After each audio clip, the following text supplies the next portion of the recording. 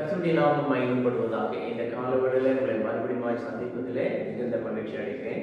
கர்த்தர் உங்களோடு கூட இருப்பாராக. நாம் வேதத்தில் ஏசாயா தீர்க்கதரிசன புஸ்தகத்தில் வாசிக்கிறோம். ஏசாயா 41:10 நீ பயப்படாதே, நான் உன்னுடனே இருக்கிறேன் என்று கர்த்தர் வாக்கு பண்ணியிருக்கிறார். நாம் இந்த உலகத்துல பலவிதமான சந்தர்ப்பங்களின் மத்தியிலே வாழ்ந்து கொண்டிருக்கிறோம். அப்படியானால் பயப்பட வேண்டிய சூழ்நிலைகள் வரும். ஆனால் கர்த்தர் நமக்கு என்ன வாக்கு பண்ணுகிறார்? நீ பயப்படாதே என்று சொல்கிறார். வேதத்தில் அநேகருடைய வாழ்க்கையில கர்த்தர் அவர்களுக்கு துணையாய் இருந்து அவர்களோடு கூட ஆண்டவர் அவர்களை கிருபையாய் நடத்தினதை நாம் வேதத்தில் வாசிக்க முடியும். யாக்கோபை பார்த்து சொல்லுகிறார், நீ பயப்படாதே, நீ போகிற இடங்களெல்லாம் நான் உன்னோடு கூட இருப்பேன், நான் உன்னோடு கூட வருவேன், திரும்பவும் உன்னை இந்த தேசத்திற்கு திரும்பி வர பண்ணுவேன், நீ பயப்படாதே என்று யாக்கோபுக்கு கர்த்தர் சொன்னார். அப்போ கர்த்தர் நம்மோடு கூட இருக்கிற தேவன்.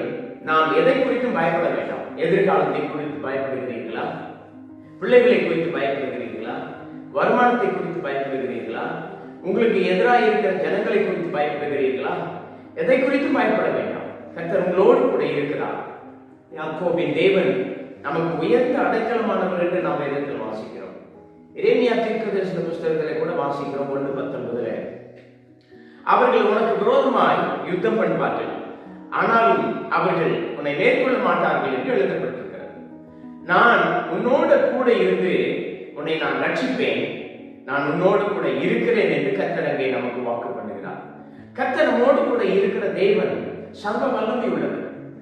எதை குறித்து நீங்கள் பயப்பட வேண்டாம், கலங்க வேண்டாம். உங்களோடு கூட இருக்கிற தேவன் உங்களுக்கு எதிராக வருகிற எல்லாவற்றுக்கும் எதிராய் ஆண்டவர் நின்று ஆண்டவர் செய்யக்கூடிய ஏற்றுவார். ஆகவே எதை குறித்தும் பயப்பட வேண்டாம். கர்த்தர் உங்களோடு கூட இருப்பாராக. நாம் ஜெபிப்போம். எங்களை நேசிக்கிற எங்க நல்ல தகப்பனே, இந்த காலவெளியில யாரெல்லாம் பயந்து கொண்டிருக்கிறார்களோ அவர்களுக்கு நீர் கர்த்தர் வாக்கு பண்ணி, நீ பயப்படாதே, நான் உன்னோடு கூட இருக்கிறேன் என்று நீர் வாக்கு பண்ணி இருக்கிறீர் ஆண்டவரே.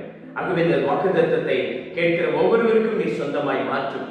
அவர்களை ஆசீர்வதி. இனி எதை குறித்தும் பயப்படாமல் கர்த்தர் என்னோடு கூட இருக்கிறார் என்கிற விசுவாசத்தோடு நம்பிக்கையோடு அவர்கள் கடந்து போகும்படி செய்கிறார்கள்.